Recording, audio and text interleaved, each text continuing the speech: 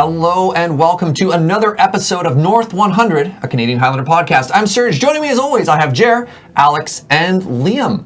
A reminder that this podcast is brought to you by you with your support over the Patreon at patreon.com/loadingreadyrun. We literally couldn't do this without your support. Thank you so much.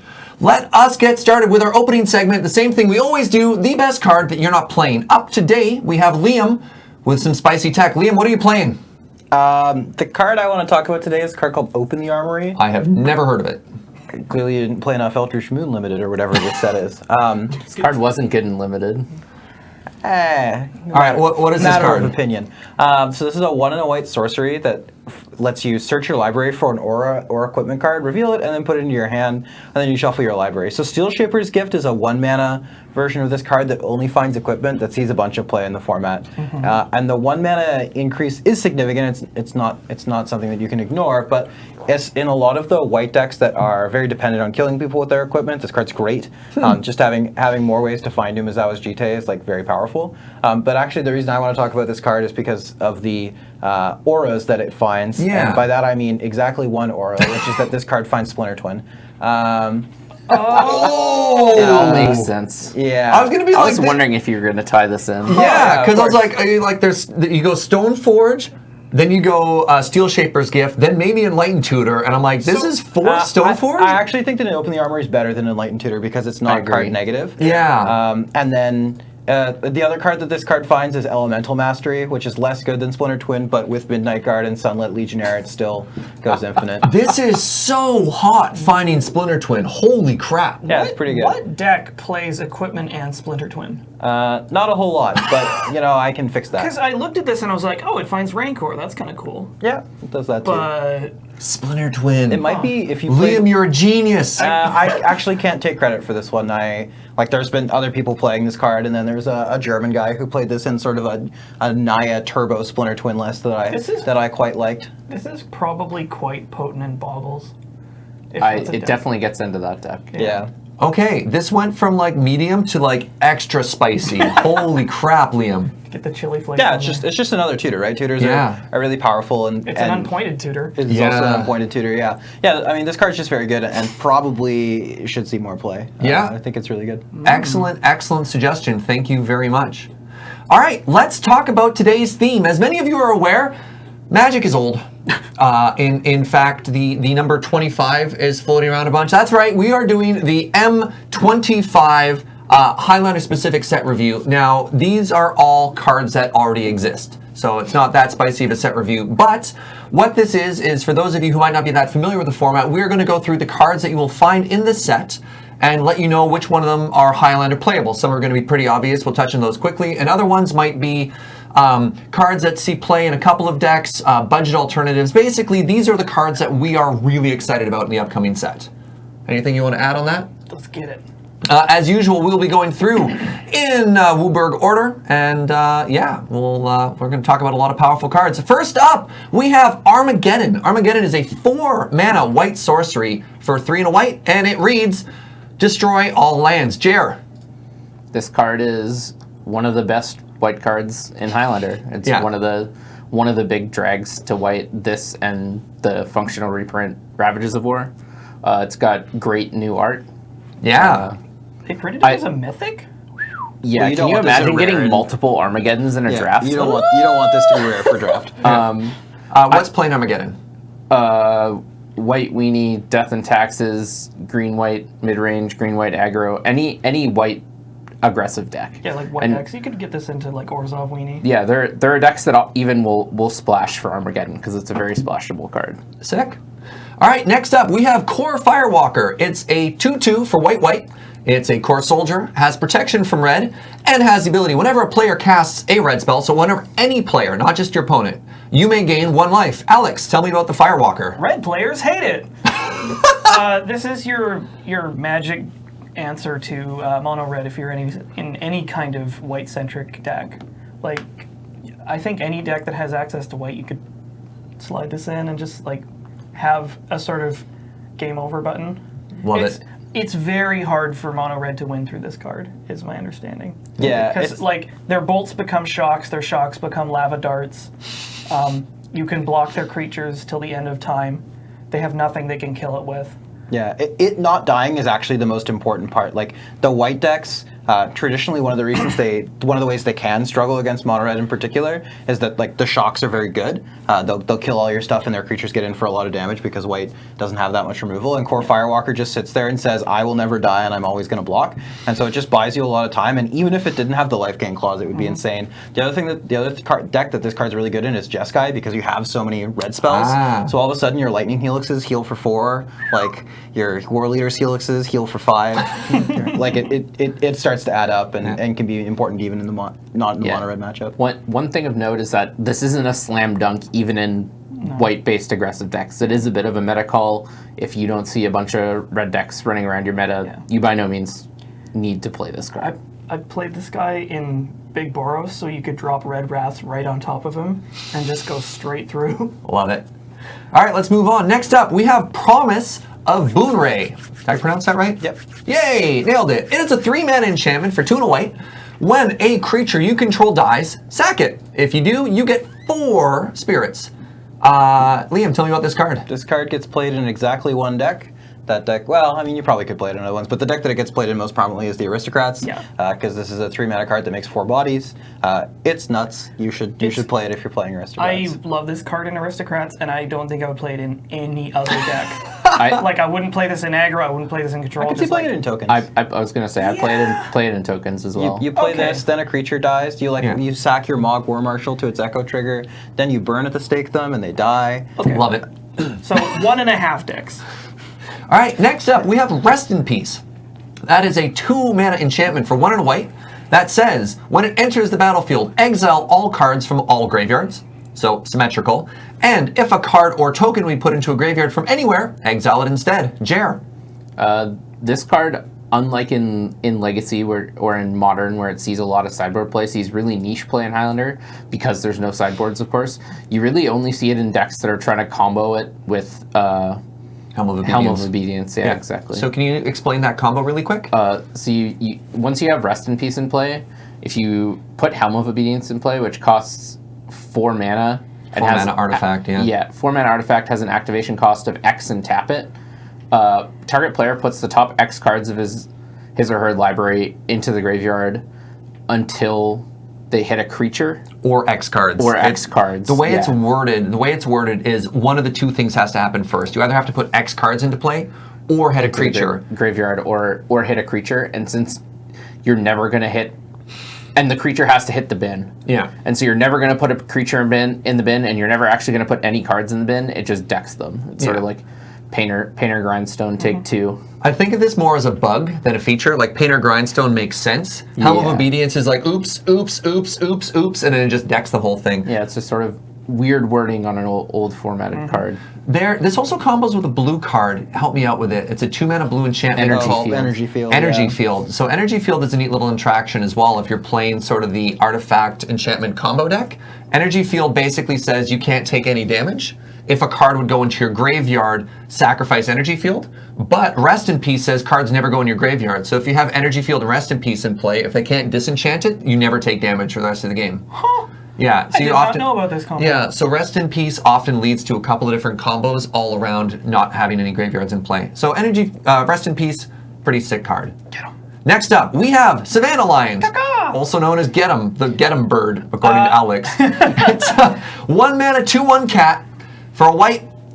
That's it. Alex, tell me about this card. I actually think Pauper players are going to be more stoked about this card than us, but It's common now. Yeah, but it's perfectly playable. This is just like a 1-mana piker, and you can play them in any white X aggro deck. There's a lot of these now, and there's a lot of ones that are like much better. Like they have more relevant subtypes, or they have additional abilities, or they turn into planeswalkers sometimes. But this one's fine. It's aggressive, and if you just want to play a million of these dudes and just be like turn 1 piker, turn 2 piker, Turn 3 Anthem. Get 'em. I mean, if you're playing 3 Anthems, there's at least 1 Black Lotus involved, but sure. Yeah. Don't even worry about it. It's got sweet new art too. I was jokingly saying to Jared a couple of days ago that like Savannah Lions is now the worst Savannah Lions. Like, It is. like we were talking about like, yeah, someone's playing that one in their deck, and I was like, yeah, they're really going deep. They were playing the absolute worst Savannah Lions. Which is Savannah Lions. Yeah. Poor kitty. Oh, their pride is hurt. All right, I see what you did there. Pride's pretty big now, probably. Ooh, all right. Next up, we have Swords 2 Plowshares. It is a 1 white that just it's sorry. It costs a white. That's it. Not 1 and a white, just a white mana. So a single white mana gets you an instant that says exile target creature. Its controller gains life equal to its power. Liam, tell me about Swords. This card's great. You should play it. It's the best white removal spell. And there's not really Like, much full else. stop. Yeah, there's not much else to say about this card. And It's great. In aggressive decks, Path is pretty comparable. Sure. Yeah. But I think by and large, like, yeah, if you open one of these and you're playing a white Highlander deck, Get it in there. you can play it. Very strong. yep. And our last white card that we're going to talk about today is Thalia, Guardian of the Throbbin. Oh, Thraven. Did I get it wrong? You There's no you V in added it. the. Oh, Guardian of Thraben. Yeah, it's a place, not a. Oh, not a type of people. Yeah. So Thalia is a legendary human soldier. She's a 2/1 first striker for 1 and a white. And she has a line of text that reads, non-creature spells cost 1 generic, more to cast. This is pre getting eaten by a big frog monster. Jared, tell me about this what? card. This card's I'll explain later. This card's really good. It used to see more play than it currently does. Right now, the sort of white weenie decks du jour play more non-creature spells than they used to. So a lot of them have started omitting this Thalia from their list. There's been less Storm type combo decks and more Academy type combo decks where Thalia, the tax just doesn't really matter. Like those decks are making them mana, pay yeah. 30 mana for their combo instead of 20. Like to that deck doesn't really matter. But still good? Yeah, Yeah. still good. Thalia got eaten by the get frog monster. What? Yeah. Really? Yeah. I love the Get Frog monster. Spoilers. And like in the lore or in the photo art of the Get Frog monster? Both. Really? Yeah. Can we bring up the... Look, there's a little. What? Is that... How do we know No that's way, Thalia's no. arm? There was I a mean, story. Show me the body. There's the story. Really? Yeah. Interesting. I mean, I do like the Get Frog monster, but I also like What an Thalia. awful way for I don't know if I feel about this. Wasn't it also like the dragon Silumgar has like Tassiger hanging as yeah, a necklace or whatever? He's jewelry now. Presumably. I'll be honest, I don't know that much about the lore, but I've heard this one enough times. That the Get Frog monster Yeah. is literally eating Thalia Well, before. maybe okay. not in the art, but yeah, in the story. That's, Okay, interesting. That's the unfortunate. Yeah, She'll so be fine. Thalia, and a bit of a meta call, but if you have one, it's fine to play in white-based aggro decks. All right, so let's move on to blue. Okay. And let's go in a different order. Let's go in order of spice. So quite possibly the spiciest card in blue is our friend Big Daddy Jace, the Mind Sculptor. This is a 4 mana Planeswalker for 2 blue. Legendary Planeswalker Jace. Jace comes into play with 3 loyalty and has the following abilities, and there's lots of them. +2, Fate Seal. 0, Brainstorm. -1, Unsummon, and -12, win the game. That's not what the text on the card is. At this point, I assume everyone is familiar with Big Daddy Jace. Well, Alex, who's playing Jace? Not every blue deck, but almost every blue deck. And why is that? Put it in basically any blue deck you want. It's the best Planeswalker ever printed. I know it's a meme, but it's just like, he has 4 abilities. They're all good, and it's insane. Yeah, I have troubling memories of losing to this guy in Standard, and he's really And good. Highlander and Modern. He just does and everything Legacy. you want him to do. Yeah. He either, like, if you're a little bit ahead, he keeps you ahead. If you're sort of, like, trying to get somewhere, he draws you options. If you're behind, he, like, can tempo your opponent, and also he just kills them eventually. Yeah, card's pretty messed up. I mean, I don't know why they printed 4 abilities on this guy. Just I cause. actually think if the +2 was a +1, it would be like an imminently more fair card. Oh yeah, for sure. The fact that it ults in like 5 turns is like one of the things that's the most messed up about it. It also- doesn't even require you to control the game that long. Exactly. Yeah. Well, it's good. Play your Jaces, everyone. Yeah. All right, next up is a very interesting card. It's called Flash. Flash is a 2-mana instant for 1 and a blue and says you may put a creature card from your hand onto the battlefield If you do, sacrifice it unless you pay its mana cost, reduced by up to 2. This card is 7 points in our metagame. Liam, tell us a little bit about Flash. Alex obviously had some thoughts here. Alex? I didn't know this was getting reprinted. Oh, yeah. Yeah. Oh, Has, yeah. has reprinted hot Hulk as new well. art too. And as a rare. Yeah. And Yeah. with not terrible art. I actually like the original art. Like, I'll Looks so probably. bad. No, the original art's sweet. James, if you would. Working on it. Yeah. All right, so But what is Flash? Let me talk about this card Yeah. on its merits as a card rather than its art, because because Oh, my eyes. that art's great. Oh, it hurts. You clearly have no love for the classics. Like, is the Scream not interesting to you? Like What Scream? the literal painting, the screen. painting, the Scream. Yeah. Look, so Flash is great. It's the most expensive card point-wise that they've Yeah. reprinted, maybe ever, for us, because they're not reprinting any of the other ones. No Lotus reprints anytime soon. So Flash combos with Protean Hulk is the most common reason, and that's why it's 7 points. So we're going to talk about Protean Hulk later. It's also in this set, so I won't talk about it too much here. But You can Flash Hulk people in Limited, Alex. Limited, yeah. There's not You quite can an Flash infinite, Hulk but there's some people good in ones. Infinite. You could In no, Limited. there's no infinite, but you can Okay. go like Flash Hulk, get Rurikthar, which is pretty good. So what happens though basically is if you flash in Protean Hulk, we'll explain the exact way you win the game with Protean Hulk, but you win. Yep. And this is really powerful because it's an instant. It's 1 and a blue, so you can find it in a really immeasurable number of ways. Like Merchant Scroll finds this card. All 3 of the Transmutes for 2 find this card. Mystical Teachings finds this card. Mystical Tutor finds it. Yeah, but I'm talking about even just like unpointed previously. Mystical Teaching yeah. or Mystical Tutor is now pointed because it found Flash. Muddle the Mixture has been pointed in our format largely because it found Flash in Time Vault. So this card's insane. It puts so much pressure on the game as soon as you know your opponent has it. One other note, you can use one other thing that people have been trying to do recently with Flash is Flash Academy Rector. That's hard. Which yeah. gets you Omniscience. I tried that deck. It did not feel amazing. I lost a game where I had Omniscience in play for like 6 turns because I went Flash So Omniscience. hold on, it's Omni Flash Show? Omni Flash Show? I feel like there's spicier hits you could get off of that. Like, Off of other than let you cast all the spells in your deck for free? I don't know. Like, What's better than that? the The 8 mana curse, whatever. the one that like humilities and pithing needles all their stuff. Yeah. Omniscience is much more powerful. Yeah, than overwhelming splendor is not quite the same as casting all your It's spells hot, for free. but I guess it's depending. You play them all in the same deck. Eldrazi Conscription. On what? Anything. So you're playing your creature deck that also has flat. All right.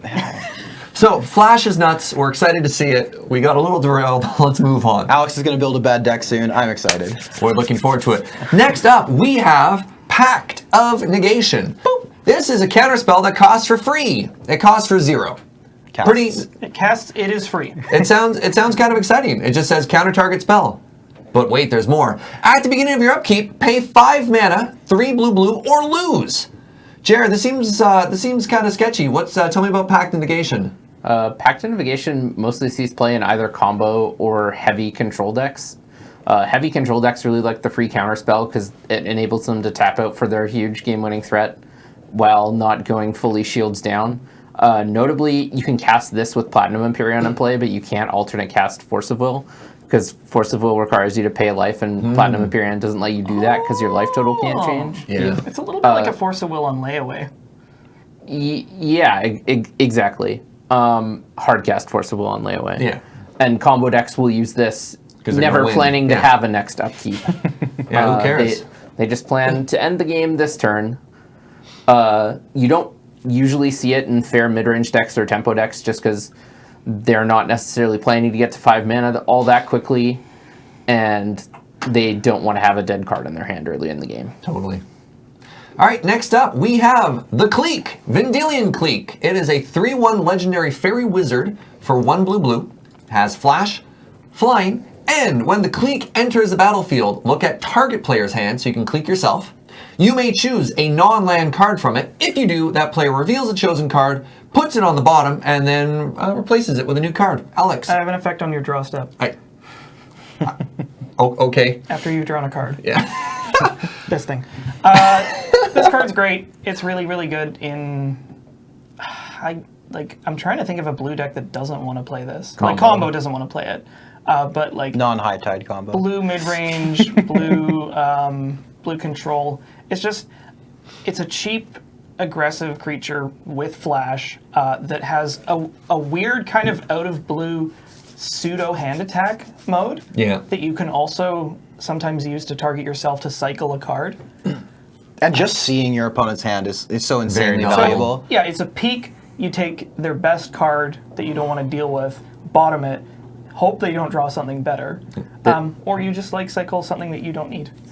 This card is, I think, one of the most misplayed cards in Magic, both on cast timing and on decision after you choose to cast it, on targeting and selecting a card. Really? One of the most powerful modes in this card, as Liam mentioned, is just like looking at their hand and not taking anything. Yeah. Lots of people get excited and then they just like want to take the most powerful thing from their opponent's hand, even if they can deal with it, and then draw their opponent into something they can't deal with. Seen that lots. Yep. Yeah. I've seen the classic blue player with a counterspell in hand, draw step the click, see 2 threats in the opposing hand. No longer have counter magic up. Yeah, and so if they just leave the counterspell up, they can counter whichever one they play.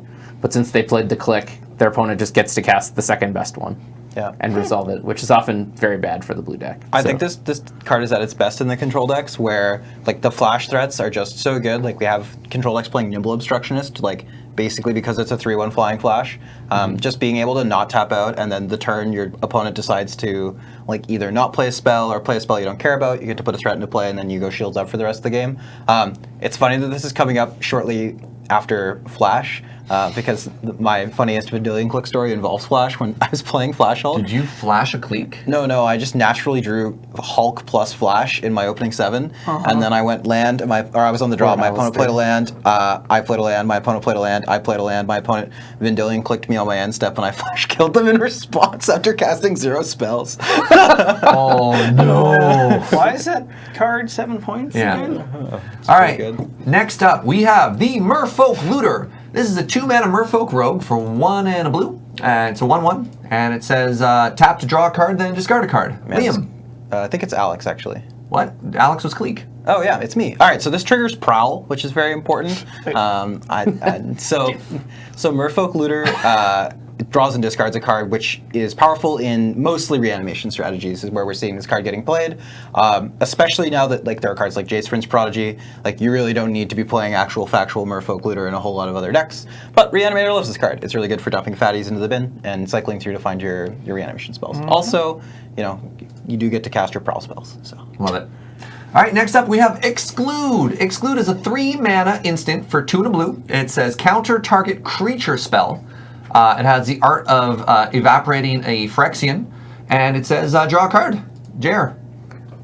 This card is a bit of a relic of the past. I haven't seen it played too much recently.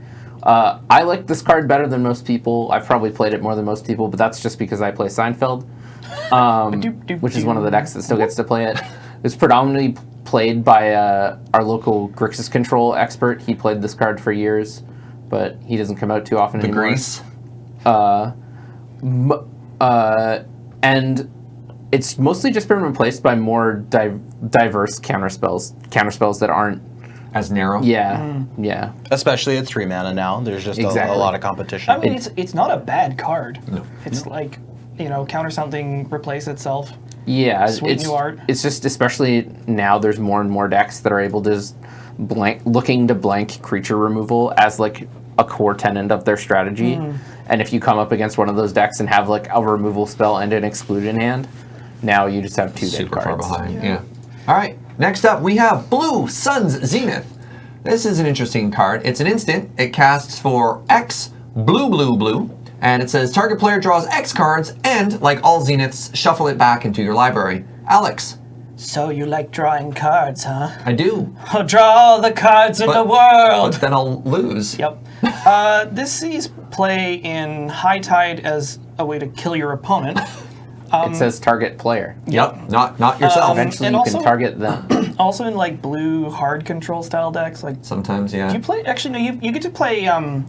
Sphinx's Revelation. Yeah, I which think, is normally. probably. And Pull from Tomorrow, which Yeah. has also sort of replaced this kind of effect. But yeah, this is definitely showing up in Blue Sun or in High High Tide. Tide. Is anybody else playing this card? Some of the Academy decks Maybe play it. Academy, I was going to say. because they can make enough mana to make this worthwhile. Yeah. They Draw can also 20. go infinite. Like Yeah. if you have Paradox Engine and a Batter Skull, you just make infinite mana. Wow, that's Win con. Or you can power it up with Power Artifact. That's pretty hot. that's powerful magic. All right, next up, we have Arcane Denial, another counter spell. So for 1 and a blue, you get to counter target spell. Then, and here's the neat templating on new cards, rewriting old cards, it's controller. So the control of the card that was been the controller of the spell that was countered may draw up to 2 cards at the beginning of next turn's upkeep. And then you, as the controller of Arcane Denial, you draw a card at the beginning of your next turn's upkeep. It's wordy. Liam, tell me about this card. So this is the worst divination they've ever printed. This card is also a bit of a relic of the past, kind of similar to Exclude. Arcane Denial used to see a lot more play, and I think slowly players have realized that it belongs in far fewer decks than we were initially playing it in. At this point, I don't think you want this card in your deck unless your color combination is basically exactly blue-red, maybe blue-red plus another color, because in that deck, getting the tempo and drawing an extra card for yourself is sometimes worth it when you give your opponent 2, but by and large, giving your opponents 2 cards is a massive, massive amount to be behind. Except when you plan to target your own spell. You can with Arcane target your own Denial. spell, which is hot. The Which classic does make it the blue world's mirror. worst divination. Yeah. You cast a spell, they try to counter your spell, then you Arcane Denial your original spell. Yeah, that draw is pretty 3. good. Then it's Ancestral Recall. The other reason this is good is if you're in a combo deck, it is a cheap, easily splashable hard counterspell. Yep. So Yeah. instead of casting blue for counterspell, you cast 1 and a blue. So it can be flexible if you're looking. If you're short either Pact of Negation or Force of Will, Arcane Denial as an easily splashable hard counterspell is pretty relevant if you don't worry about Like them. the difference between blue and 1 and a blue Yeah. is pretty big. Yep. So, All right, next up, we have one of the most famous blue cards of all time. That's right, it's your boy Brainstorm. For a single blue, you may draw 3 cards, then put 2 cards from your hand on top of your library in any order. So that's any 2 cards from your hand, not from the 3 you just drew. Alex, tell me about Brainstorm. I'm gonna do this wrong. Yeah. Enough said? Brainstorm, is it restricted in Legacy or banned? Or Just legal. There's no restricted legacy list. or It's is vintage. it vintage that it's Yeah. Yeah, It's restricted in vintage. Too good in vintage. You only get 1. Too good in vintage. This card is an insane draw spell. There's a lot of versatility here. I mean, I suppose it's second place to Ancestral, isn't it? I was little actually bit. gonna do a quick hot take here, in that I think Ponder and maybe Preordain are generally better than this card in Highlander. Ooh, bold. Ooh, that Even is with all the fetch lands? Unpopular. There's not that many fetch lands in Highlander. You can have up to 9 in a 3-color deck. That's not that many. When you look at legacy decks that are playing like up to 12 in a 60 card deck, having 9 in a 9 or 10 in a 100 card in a deck. 100 card deck right? is not that many. So All right, write this down. This is a topic for the Liam I and was- Jared disagree I was with each thinking other. We'll talk about this later. I have There feelings. is a great deal of selection to be had with this card for very little mana. Yep, this card's really good. So, and I'm not trying to say this card is bad. I Yeah, also yeah, think yeah. Ponder and Preordain are insane. Okay, all right. So- Let's move on to our last blue spell on the list. Another very, very, very classic spell. OG counter spell. Blue, counter a spell. Liam. This card is really good. Play it in your blue decks. Let's move on to black. Our first black card is a very exciting, very typical black card. It is Doomsday. This art's so insane. I 4 love it. black. Search your library and graveyard for 5 cards and exile the rest. You only get 5 cards. Put the chosen cards on top of your library in any order. That's right. From now on, you only have 5 cards in your entire deck of your choosing in any order. You lose half your life rounded up. Who is playing this diabolical card? You need to construct your deck around it to some extent. There are some. The 5 cards are often referred to as Doomsday piles. Okay. And so there's a huge database of winning Doomsday piles that require certain things. Is it like 3-card blind? The amount of mana you need to win in one turn, if you need to draw into the pile, and if so, how many cards you need to draw into the pile, and I can't remember something else. Mana constraints. Mana constraints. Yeah, I colored love mana. that the cycle worked in such a way that you got Doomsday. That's rad. I love this card. A little bit of a preview. Its point value is going to be changing soon. Oh, spoilers. It's going to be going down to 0. Oh, 0 a free roll. Impending 0 points. That's spicy. It was an exciting vote. I got outvoted 4-1. I think this card should be a point, but no one else on the council does. Just free roll it. Just break it. All right, let's move on. I mean, that's what I plan to do. Next up, we have Mesmeric Fiend. For 1 and a black, you get a 1/1 Nightmare Horror. When it enters the battlefield, target opponent reveals their hand, and you choose an all-name card from it. Exile that card. When Mesmeric Fiend leaves the battlefield, they get the card back. Alex. So this is, I feel like it's being by and large outclassed by Kitesail Freebooter. Although this can hit anything except land. It hits creatures. Kitesail Freebooter doesn't hit creatures. Yeah, hitting creatures is pretty relevant. It also has the weird old templating where if you sacrifice this creature or arrange for it to have an accident before its trigger resolves, the targeted card in your opponent's hand goes away forever. Wouldn't it be a shame? Yeah, wouldn't it be a shame if they had a crunch sloop? If something just went a little bit wrong. Yeah. I've seen this played in like mono black aggro. You could probably play this in a sort of like black-white deck that's looking to jam lots and lots and lots of hand attack. Maybe suit this up with like a Grafted War Gear or something. Because it gets you the chance to like stick a body and also sort of, you know... Have a bit more info. Yeah, have some disruption. Sick. Just good. Next up, we have the Ravenous Chupa Thingy. Chupacabra. 4 mana 2/2 for 2 black.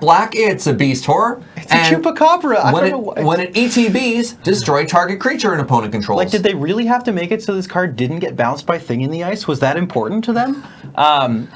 So this is a really powerful enter the battlefield effect. We haven't had something quite this good. As it turns out, the fact that it can't target your own creatures has come up a bunch in Highlander. This is kind of board. Yeah, kind of. Well, no, the other way around. You want to destroy your own thing. Yeah, I've seen a bunch of people wanting to kill their own stuff. Really? Yeah, like people have had like, well, yeah, I mean, some of the situations have been a little zany. Someone's had an Academy Rector and play that they've wanted to Chupacabra and not been able to. But yeah, there's just a bunch of reasons why you might want to Chupacabra your own thing and you can't. This card's still really good. It, in most ways, has supplanted Shriekmaw. Bye-bye. So, are you saying that Necrotal is not out of a job quite yet? No, Necrotal's probably out of a job, but... Shriekmaw is still going to stick around. It casts for 2. Well, it doesn't stick around. Alex, I got bad news about Shriekmaw. We had to take it out behind the barn and... and invoke it? I mean, no, we hardcasted and then... Oh, no! Hardcasted directly into the abyss. It was on the board, and then we cast Chupacabra and timestamps, you know. Yeah, that's true. I agree. But it's cheaper. Anyway.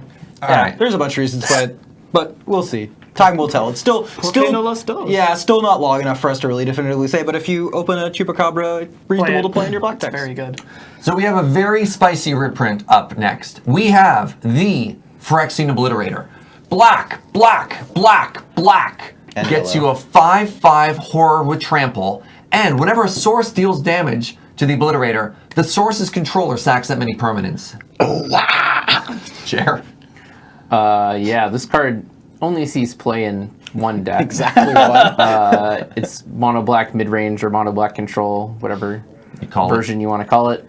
And the reason being, I think it's fairly obvious, but the mana cost. You can't cast it in any other deck. Somewhat stringent mana costs, some might say. If you can cast it, it's really good. You Yeah. should play it, and your opponent will likely die to it. Yep. Red players hate it.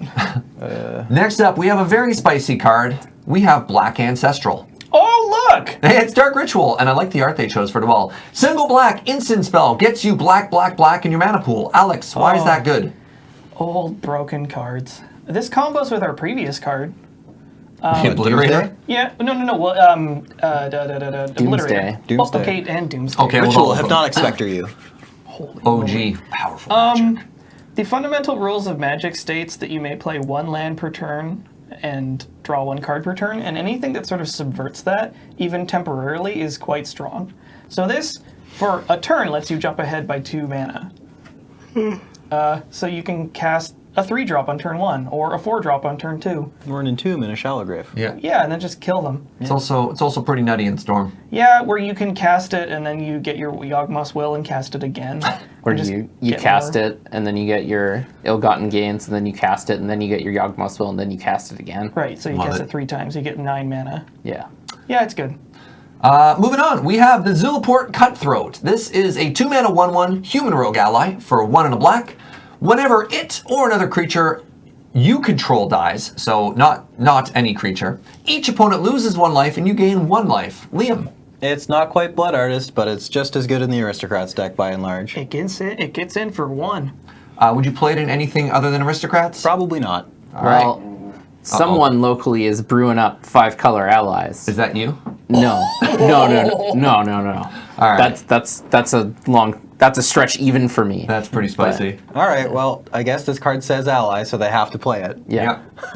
All right, next up, we have Living Death. This is an interesting card. So 5-mana sorcery for 3 black. Each player exiles all creature cards from their graveyard. Then you sacrifice all creatures you control. Then put all cards from exile onto the battlefield. So the old Kansas City Shuffle. Exiled that way. Notably, not all creatures from exile. Pardon me. The ones from this spell. Pull from the turn. Jer, who's playing Living Death? Who wants to play Living Death? It's predominantly used in creature combo decks. You'll also see it in Aristocrats. However, I should probably be playing. It's like a pretty hallmark card of Sandy B, the Academy Rector Hulk deck. Yep. Just because you're using Survival of the Fittest is a really potent card in that deck. So you can, if you have Living Death in hand, you can just bin your combo and then Living Death it out. Yeah. Sick. Does just straight up Reanimator play this card, or is it too much mana? It's usually too much mana. You'll sometimes see it because the theory is you get to load your bin and then you use it as like a combo Wrath/Mass Reanimation spell. So when it works, it's pretty good. Fair. But I think it's a little slow these days. At 5 mana, yeah. All right, next up we have Diabolic Edict. This is a 2-mana instant for 1 and a black. Target player sacks a creature. Alex. This hasn't seen as much play as it used to. This used to show up a lot. I still think it's fine. This kills a lot of big stuff. True name. Yeah, Marit-Lage. Marit-Lage, Thrun, if they're the only creature on the board. But the investment cost is very low and the speed is quite tempting. So the fact that it's an instant is super relevant. Yeah, this is a cheap, perfectly good black removal spell. All right. Next up, we have Unearthed. Unearthed is a 1 black sorcery. 1 black. A single black. I need to work on my language on that. For a single black, you may return target creature card with CMC 3 or less to the battlefield, or it cycles for 2. Liam. Yeah, this card's great. The fact that it cycles means that it's never dead. And then there's a lot of really powerful 3-drops that you can get back with it. Most recently, I was unearthing True Name Nemesis and Brainstorm on Monday. Plural. Yeah, I did it more than once. I played the Unearthed Mirror. My opponent unearthed like a Soulfire Grandmaster or something, and then I unearthed the Brimaz and then Snapcastered it and unearthed the True Name Nemesis. I think as power creep makes really good creatures cheaper, this card just gets better and better. Like the amount of insane stuff you can get back with this for 1 black. The thing that's really powerful about it is that you can kind of free roll it. You don't need to be a dedicated Reanimator deck. You don't need to be consciously trying to get the creatures into your bin. You can just play it as like a sort of, if something happens to die that I want to get back, I can unearth it. And if that's not happening in this matchup, I can cycle it. Yeah, it's a really potent card for that reason. Good. It's also a combo card, by the way. We talked about Doomsday, and Unearth is one of the ways that you can kill people with Doomsday. You can unearth. You can like Laboratory thought Maniac. Scour yourself and put a Lab Maniac in the bin and then unearth it to kill them. That's Well, I all. mean, Mental Note's just better than Thought Scour because then it can't get misdirected. Sure. All right, and our last black card, a humble little friend, the Vampire Lacerator. It's a 2/2 for a single black Vampire Warrior, and has a downside. At the beginning of your upkeep, you lose 1 life unless an opponent has 10 life or less. Jer. This goes in black aggressive decks. It's a 1-mana 2/2. It's actually one of the better ones because it has 2 toughness. Yeah. Black. Most of black's 1-mana 2 power creatures have downsides. This one isn't that bad. Yeah, at least it turns off at a point. Yeah, and it's not Carnophage where if you can't pay the life, it just taps. I mean, at least you have that option. Sure. So All right, let's move on to red. Up first with extra spice, we have the Imperial Recruiter. This is a 3-mana 1/1 human advisor for 2 and a red, and it has the following text. When it enters the battlefield, search your library for a creature card with power 2 or less, reveal it, put it into your hand, and then shuffle your library. Alex. do you remember, I feel like it was on this podcast, I was like, I'm really hoping they reprint Imperial Recruiter, but I'm not holding my breath. It's your boy. It's a shame you acquired one, eh? Well, I actually now have a dilemma on my hands because I did acquire a Judge Foil Imperial Recruiter. That looks better than this one, in fairness. He hates foils. You know what? We can talk after the show. We'll talk later. But this card's nuts. I don't actually own an Imperial Recruiter. I'm really excited for the price to go down from this because this is a spicy card that I have never acquired. This is actually like a really great reprint to get because Imperial Recruiter is a great card that just costs a buttload of money. It's not a cheap card, and I imagine that this will reduce the value and increase the availability. Real quick, who's playing this card? Why is this card so nuts? A lot of creature-based combo decks, like specifically Alurin and Kiki Pod, love this card because this finds Kiki Jiki and Pestermite. It finds all the important creatures in Alurin. It's a one-card combo with Alurin. Yeah. I've played it in red combo decks because it finds Painter Servant, and if you're playing a red style prison deck, it also finds Magus of the Moon. So you can use it to either Blood Moon people if you're looking for a hate piece, or if you're going to win the game, you can use it to tutor for your combo card. It also finds Academy Rector, which has been seeing a lot more play recently. Yeah, I feel like I've seen goblins play this once, but it's not a goblin. No, so that's not as good. Yeah, it's pretty hot. The old recruiter for recruiter and just brief aside. I've played this guy in Aristocrats because you can get something and then bin him, and then cast Unearthed and then bring him back. That's kind of hot. Get him. All right, next up we have Eidolon of the Great Revel. This is a 2/2 for red. It's an enchantment creature spirit. Whenever a player casts a spell with CMC 3 or less, take 2 damage. So this is symmetrical. Liam. This deck's really good, or this card's really good in the mono red decks. Yeah. And then if you're playing a non-mono red aggressive deck, you'll also likely play this card. There is an issue where a lot of those decks don't exist, but like green-red plays this card. If you were playing like black-red or white-red, you would want to play this card for sure. Even blue-red, I've seen play this card before, like the really aggressively slanted builds. You just want to make sure that if you're playing it, your deck is constructed such that when they take the 2 damage for casting their spells, they care about it a lot, and you can leverage it. So for instance, like the mono-red Death and Taxes deck that I played, like this card was good because if they took too much damage from casting their spells, they just died. Like we had a lot of aggressive stuff. But if you're playing like this isn't a mid-range card, for instance, where the game might go long, because there you probably want to cast your spells. And the way you want to be breaking the symmetry with this card is on life, not on you not casting 3 mana spells. Yeah. And of note, this is like a super premium card in Highlander. Like in a lot of matchups, it's like literally the card you want to see in your opening hand. All right, next up we have Magus of the Wheel. So Magus of the Wheel is a 3 mana 3/3 for 2 in a red, and pay 1 in a red, tap and sack it. Each player discards their hand and then draws 7 cards. Jared. I'm glad I got this card. I really like it. I've played it a lot in mid-range decks that play red, just as a value card. Wheel of Fortune's an interesting card because there's lots of times where you really want it and lots of times where you really don't want it. It's very polarizing. Very rarely is it medium. You're like, oh, I could cast it. Usually you're against a control deck and it feels like you're slamming your head into a wall. That wall is built of counterspells. Yeah. Or you're against an aggro deck and you're just like, well, can't ever cast this card because you're at 6 life. And I don't want to give them 7 They're bullets. like finally petering out of gas, and then you're like, well, what are the odds their 7 cards don't deal 6 damage? Very low. But when it's stapled onto a 3/3 body and give the option to choose when you want to use it, and the fact that you can use it at instant speed is a huge deal. I had a story where I was playing against an Omni Show player, and he cast Gifts Ungiven when I had this card in play, and on my end step, and then I just wheeled him out of his Gifts Ungiven.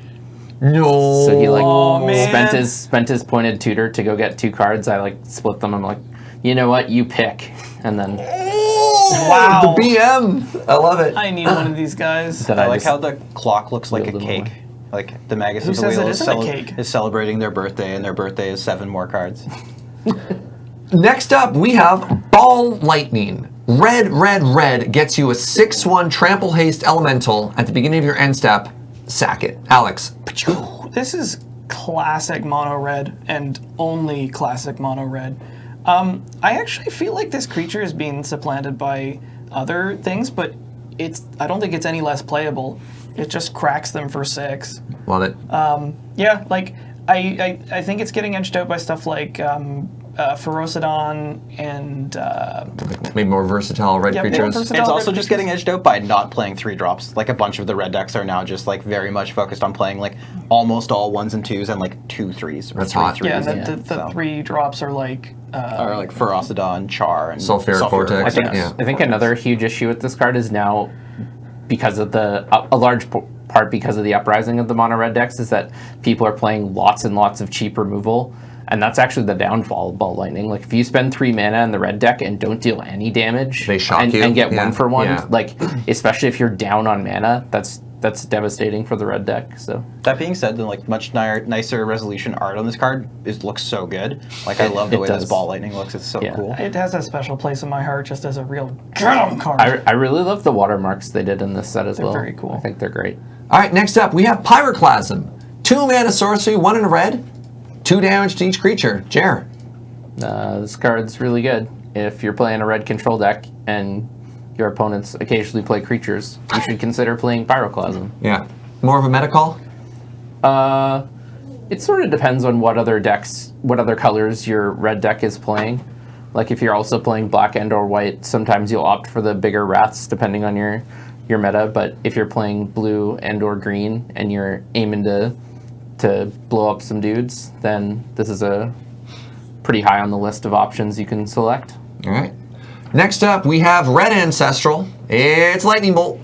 1 single red mana gets you 3 damage to target creature or player. Alex? Play it. Moving on, we have Blood Moon. 3 mana enchantment for 2 in a red. It says non-basic lands or mountains. Liam? This card's really potent in the Blue Moon strategy especially, but I mean, this card just wins games on its own. It doesn't matter if your opponent's playing a 2-color deck. They oftentimes just die to Blood Moon anyway. Card's really, really good, and if you think your mana base can support you playing Blood Moon, then you should try to. Yeah, it just bricks them out of being able to cast their spells at all. So next up, I have another card that I'm actually kind of glad made it to Jer. We have the Simian Spirit Guide. So this is a 3 mana 2/2, a Grey Ogre. It's an ape spirit, costs you 2 in a red, but you can exile it from your hand to add a red to your mana pool. Why is this card good? So it goes in 2 sort of strategies. One is like super fast mana decks that just want more fast mana. Like I'm thinking of Big Red when I play this card, where you just want to like play a lock piece or threat as fast as possible. I want like Blood Moon on turn 1. Yeah, this enables like turn 1 Blood Moon or turn 1 Trinisphere when your deck is like built to function around these cards and lots of their people's aren't. And it's also occasionally played in combo decks where you, once again, you just need the little burst of mana. Sick. I think I may have played this at one point in like a hyper aggressive like red-green deck, and maybe even in like something like Infect could maybe play this. Although they would probably want Elvish Spirit Guide instead because green mana Maybe is for more the important mana, than red yeah. mana. I think it's hard in Infect because you usually need a density of cards to make sure There's you're not winning. enough Berserks and Invigorates for your combo to be a 2-card combo. It's often 3 or 4. Exactly. Like, All right, next up we have Frenzied Goblin. 1 mana 1/1 Goblin Berserker. Whenever it attacks, you may pay a red. If you do, target creature can't block this turn. Alex? This card is sweet for getting in. Yeah. One of the worst things that a aggressive deck can run into is stuff that can block it. Either if it's a wall, or especially if it has First Strike or Lifelink, that sucks. Want to make it not suck? those darn people trying to interact with my creatures with block. This is a slam dunk into goblins. You can probably slide it into a red X aggro deck and be perfectly happy with it. The funny thing about this card is there are so many 1 mana 1/1 goblins for 1 red that I honestly thought this was a different one with a different ability. And that's how I feel every time I sit across from goblins, where they're like, I play this goblin and it's just like Angry Goblin. And I'm like, okay, sure. Which one is this? And then I think I know what it does, and they attack me, and they do some ridiculous trick, like sack all their goblins, make a bunch of mana, kill me on the You're spot. thinking of the Tobogganista, or perhaps... But you know what I mean? Exactly. Letter. There's so many good goblins with relevant abilities at 1, and that's all I have to say on that one. I think this card's even seeing some play in the red deck wins builds currently, just because its ability is that relevant. Yeah. Awesome. Just get in. All right, next up, we have many goblins. We have the Horde Lien Outburst. 3 mana sorcery for 1 red, create 3 1/1 red goblin creature tokens. Liam. So you cast this, Yep. and then next turn you cast Promise of Bunrai, and you attack, and then the next turn I you knew let this one was of them ridiculous. die, and then you Burn burn the at the stake. stake them. Yeah, so this card's like not super widely played, but it's a powerful tokens card, and if you're going to play a token strategy, this is a premium blue chip card to get into that deck, but other than that, it's not something that sees a wide amount of play. Have you guys played it in Aristocrats before? I haven't, just because double red's often. Double red is awkward. Red is like the 4th color I Yeah, play the in actual Aristocrats. splash. So just like Yeah. the garnish color. But this is insane in goblins. Yep, that's true So- too. I guess it's pretty good in Goblins. Yeah. All right, next up we have the Jackal Pup. Pardon me. You're excused. Jackal Pup is a piker. For single red, you get a 2/1 Jackal, and whenever it is dealt damage, you take that much damage. Jer. This card still sees play in mono red, but I'm not sure for how much longer. They're starting to print better and better 1-drops. And they this have to one, play more and more mirrors. This one can certainly be a bit of a liability. Have like you if ever you- had your Jackal Pup harvest pired? Or like even getting this lightning helix feels abysmal. Oh. Like Ow. Yeah. just like, Can I have Lose another a one of them, creature, champ? they gain 3 life. I lose 3 life. or if your Wow. opponent plays like a big thing, then like you often have to crack in with all your creatures Yeah, and then they in, get to eat in mono this. red, and then they just get to like eat this and dome you for 4 or 5. It's just like If this gets Searing Blazed, it feels pretty bad. yes. All right, and our last red card today is Pillage. Fairly classic red here. 3 mana sorcery, 1 red, destroy target artifact or land, and just for extra spice, it also can't be regenerated. Alex? So in a heavily red deck, you maybe don't necessarily want to play a Shatter, and you don't necessarily want to play a Stone Rain. But what if you could play both on the same card? This is a lot of flexibility to get rid of problems, and it's never going to be completely dead because you can always hit a land. But just being able to blow up an artifact, you know, you'll kill their GTA, their Batterskull, maybe a Painter Servant or something like that, and then you can just destroy problem lands like Maze of Ith, Academy. Caracas. Krakus. Yeah. Yeah, I actually Stuff think like Pillage is a card that people should maybe play It's a little fine. bit more. I agree. It's quite good. All right, let's move on to our next color, green. Our first green card is Master of the Wild Hunt. This is a 4 mana 3/3 for 2 green. You get a human shaman. Lots of words here, so bear with me. At the beginning of your upkeep, you get a 2/2 wolf. Tap this card, and you may tap all untapped wolf creatures you control. Each wolf tapped this way deals damage equal to its power to target creature. That creature deals damage equal to its power divided as its controller chooses amongst any number of wolves. Alex. Liam, who let the dogs out? God damn it. Look, I mean, wolves are actually descended from a slightly different genealogy than dogs. It's not like the husky thing's a myth. That's not actually all right. So this card's pretty reasonable. It's not bad in decks that can kind of ramp very effectively. It doesn't actually see that much play, and that honestly might be in part due to its price point. It's one of these like randomly almost $20 cards. Wait, what? Yeah, this card's pretty expensive. Is it? Yeah. It wasn't printed a lot of times. No, it was No. only printed once. So I always thought this was like a budget rare. No, it's not. And maybe now it will be, which would be good, because this card could definitely get into a bunch more decks. And I think part of the reason why it hasn't seen a bunch of play is that the 4-drop slot's gotten really, really competitive. Yeah. But this is a card that if it sits in play for a bunch of turns, it's going to generate a lot of value, can take over the board on its own, and creates an army in a can, which is all very powerful. The problem is it's soft removal. If it dies, it's really low impact, especially if it dies the turn you play it. If you get one wolf out of it, it's already pretty good. But yeah, cards like Huntmaster of the Fells existing really sort of stymie this card's Run, potential yeah. effectiveness. I just want to point out one thing. Wolfear Silverheart has the creature subtype Wolf, and when tapping this card can prove quite powerful. Ow. Huh. If you curve this into Wolfear Silverheart, then tap Master and make your Wolfear Silverheart fight anything. But don't you just want to attack with your Silverheart? I guess you can do it on the turn you play. you can do it while Yeah, this all right. Silverheart's summoning something. All right, fair enough. I'm in. Kills Platinum Empyrean. Yeah. Oh. That's hot. Oh, I see. All right, next up we have, we mentioned it earlier, the Protein Hulk.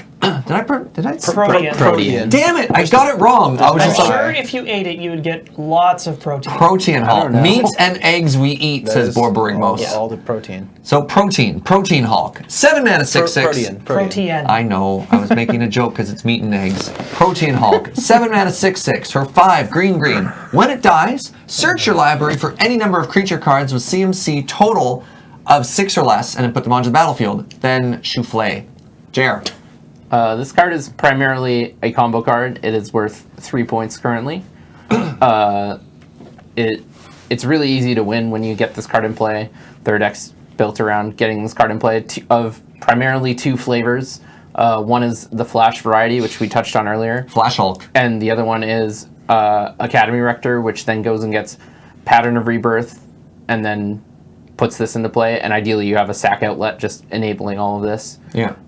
And the way you win primarily is by getting Murderous Redcap and Malira alongside your sack outlet, and then you can just sacrifice your Murderous Redcap an arbitrarily large number of times to deal your opponent that much damage, ×2. Love it. Next up, we have Summoner's Pact. Summoner's Pact is another free spell, so you can cast it for 0. It's an instant. Search your library for a green creature card, reveal it, put it in your hand, then shuffle your library. At beginning of your upkeep, pay 4, so 2 green, or lose. Alex. So, did Hoof play this at one point? It still does. Still Card's does. great. It's also 2 points, probably worth mentioning. Jeez, yeah, no, it's a free creature tutor. So you find anything you want and you just have the mana to cast it. And if you're in a big mana strategy, chances are you won't have a problem paying for this the next turn. Or if they're dead. It is relevant that it only searches for green creatures, so decks like Sandra Bullock and Kiki Pod predominantly don't play this because the creatures they want to tutor for most often Does Flash Hulk aren't play green. this? I can't. You Flash Hulk is 10 would if you points could, now. but you can't, so you can't. All right, let's move on. Next up, we have Azusa, Lost But Seeking. This is a 3 mana 1/2 for 2 and a green. It's a legendary human monk, and it gives you the ability to play 2 additional lands on each of your turns. Words. Liam. Yeah, this is a pretty niche playable. Serge is maybe the only one at this table who's played this card before. Hey, Jer, come on, give some credit. In what? I played this card in fair decks. In what? Value land. I've tried to play this card alongside Ramanap Excavator a bunch. Oh, baby. Yeah. So anyway, it's a pretty niche card. Doesn't see a ton of play, but it's a very reasonable card and has a powerful effect. So if you open one and you're interested in playing a green deck with some land synergies, putting Azusa in is a very reasonable thing to do. Does not play well with Fast Bond. Moving on, we have Fierce Empath. This is a 3 mana 1/1 elf for 2 and a green. When it enters the battlefield, you may search for a creature of CMC or greater. And then 6 or greater. 6 or greater. What did I say? CMC or greater. Oh, I missed a word there. CMC did. 6 or greater. Reveal it into your hand and then shuffle. Jer. This is predominantly played in Hoof, also sees play in Flash Hulk. It's more interesting in Hoof. It's often one of the cards you want to see because late game, because you have a lot of different targets you can go get. It goes and gets cards like Rurk Thar if your opponent's trying to combo you. Newish one is not that new anymore, is Woodland Bellower, which is another tutor which lets you do anything you want. Well, it's nice that Woodland Bellower gets this. I was just going there, yeah. Woodland Bellower can get this to get you most often Craterhoof Behemoth, but also gets you whatever else you want. Notably, if you have Summoner's Pact and your Hoof is removed from the game, often the best line to take is to go get Woodland Bellower, to get Fierce Empath, to get Decimator of the Provinces? Decimator of Provinces, because Summoner's Pact can't find Decimator because it's not green. You know, it occurs to me that you could... Oh, no, wait, you'd have to bin this guy, because I was going to be like, you could get Woodland Bellower and then Eternal Witness. Yeah. Yeah, there's lots of options. Woodland Bellower is a good card. You should play it in So is Fierce Empath. in big mana decks. All right, next up, we have Ancient Stirrings. One single green sorcery. Look at the top 5 cards of your library. You may reveal a colorless card, put it into your hand, and then put the rest on the bottom of your library in any order. Hey, Alex, you know what's colorless? What? Lands. Yeah. So are artifacts. So are artifacts. Mostly. So are Eldrazi.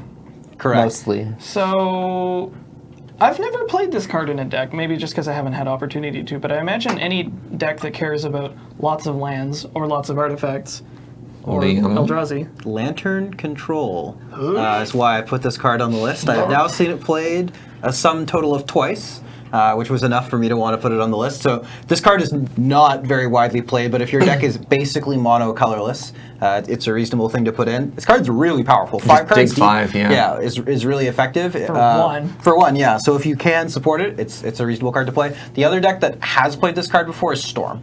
Yeah. With that teeny little green splash. This and Squandered Resources. Next up, we have Courser of Crewfix. 3 mana 2/4 Enchantment Centaur for 1 green.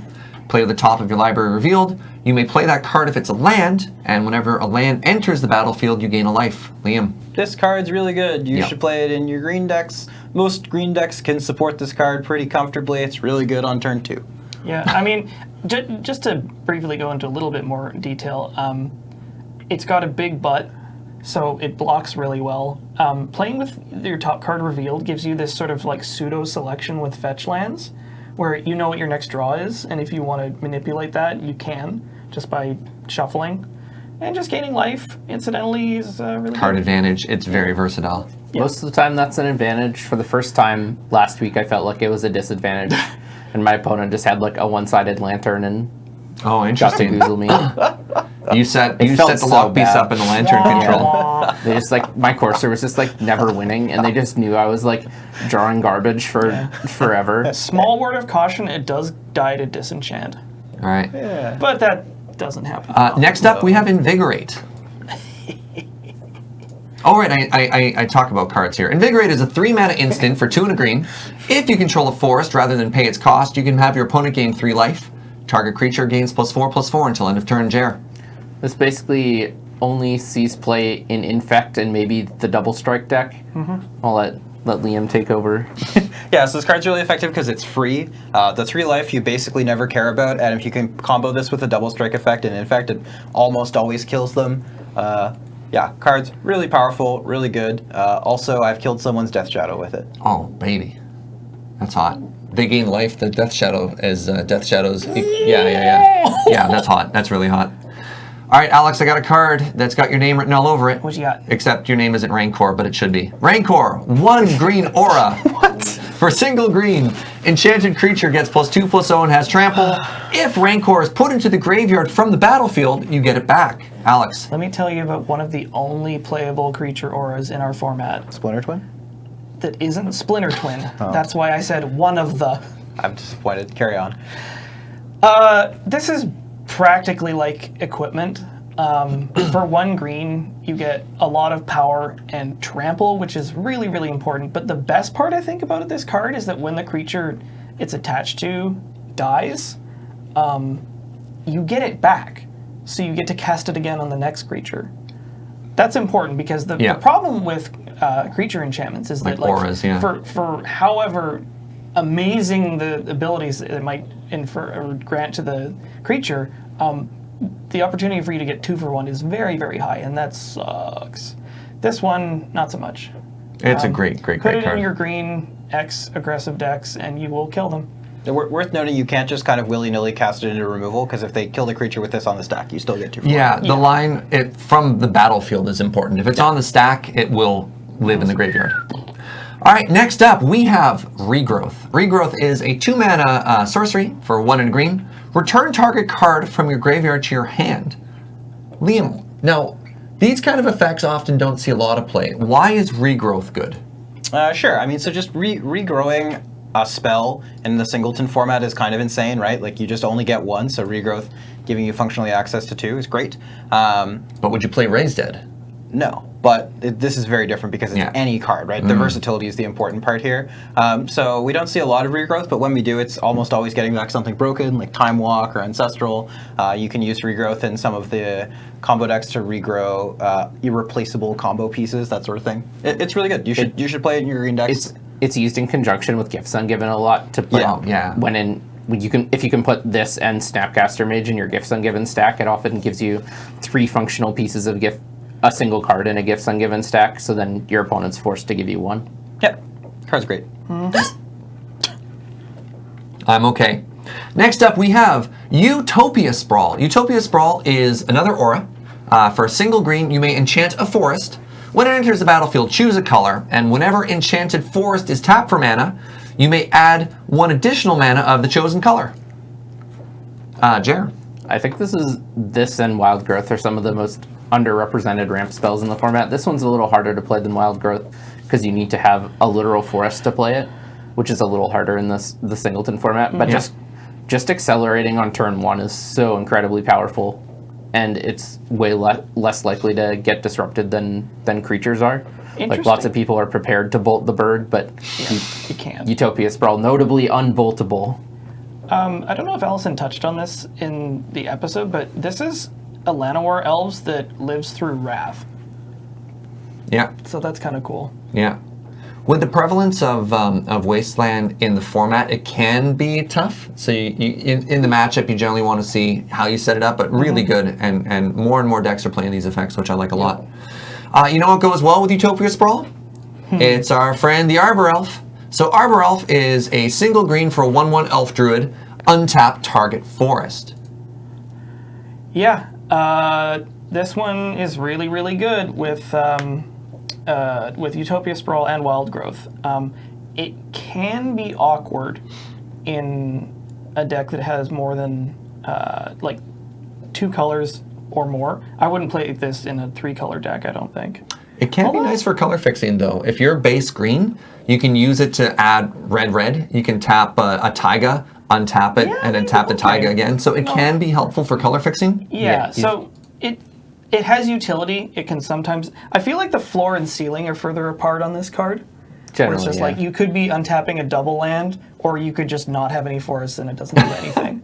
It's like strictly worse than Llanowar Elf. But it's good. Yeah, so he's playing a lot of the green decks. It's strictly different. And our final green card is Cultivate. Cultivate is a 3-mana sorcery. Search your library for up to 2 basic lands, reveal them, put one of them onto the battlefield tapped, and the other goes into your hand, and shuffle. You have to be ramping pretty big to want this card. So basically, the decks that want it are things like Turbo lands or like the Time Walk decks. Yeah. Scape Shift likes this card a bunch, and then there's like this highly experimental Dragonstorm deck that I'm hypothetically working on currently that plays this card as well. Does Huff play this card? No. You have to be like there are like 6 or 7 playable 2-mana ramp spells, and then an innumerable number of 1-mana ramp spells, if you count creatures. So you have to be really deep on ramp. Right, because they want more creatures so they can abuse Gaia's Cradle. Yeah. So, friends, I think we're going to call the episode here today. Where we've made it through all of the WUBRG colors. We still have the gold colors to get through, the artifacts to get through, and the lands to get through. And we're just out of time. So we're gonna do a 2-parter on this. Okay. If we're on that one. So I want to move to our closing segment, which is powerful magic. And up today, we get to hear a tale of magic, maybe woe, I don't know, from Jer. I don't know what he's going to tell us about today. Woe for my opponent in this. So it is powerful magic. All right, let's hear it. So I was playing up against a local player who's relatively new to the scene. He plays a really sweet Mardu prison deck. With a curse sub-theme. Oh, yeah. It's my jam. And he had... Well, like there's only like 4 playable curses. It's not a lot of curses. He plays the card Bitterheart Witch. Okay, that's sick. As like Academy Rector 2. That's hot. This is your dream, Alex. I need to meet this person. Yeah. All right. Alex got a little excited. Okay. All right. And this was actually the night before we played the us 4 on the stream. Okay. So I was actually giving my Red Green Ramp deck a test run, and I've been doing reasonably well so far. I was 1-1, I think, and as I sat down, I talked to my opponent. And he was like, "Man, last round was rough. I played against Storm, had turn 2 Sphere of Resistance, then lost. And in another game, he had turn 1 Trinisphere, then lost against Storm, and I was just like, how? And his opponent just like drew." They like virtually stacked their deck without doing it, and sure, yeah, okay, had everything. It must be nice to have all the answers. Then I open up my opening hand, and my opening hand has like Utopia Sprawl, Arbor Elf, Mana Crypt, Grim Monolith, and Channel, and Emrakul. Which one? The Aeon's Torn. I see. So I I was talking and he was like, "Oh yeah, I got so bad beat," and then I just opened up my hand and it's like the Stone Cold Nut turn two Emrakul, and he even had something, I can't remember what it was, but it didn't disrupt turn 2 Emrakul on the play. Wow. And then the next time he went first, he hand attacked me, and then I drew Lotus off the top and just went crazy again. And I just felt so bad. Did you tilt him off the planet? Is he dead now? Yeah, Is this why I never met this person? That night was rough. But keep coming. Your deck's sweet. He's actually done pretty well with it. He's 3-1 to bunch, lost in at least one finals, and he's exploring an archetype that nobody else has really explored. Really cool. I've which is 3-1'd awesome. with Mardu Prison, but it's been a while. You should compare notes. It's been a long time. His deck is different. Pretty than different. yours, Yeah, for okay. sure. That's exciting. I wanna chat about that. All right, well that is our episode for today. So like I said, we went over the WUBRG colors. So if there's anything in the base colors that you think we missed, let us know in the comments below, because we'd love to get your feedback. And up next on our next episode, we'll do part 2 of the M25 Highlander Edition set review. So if you've got any spicy cards you want to make sure that we talk about, let us know as well.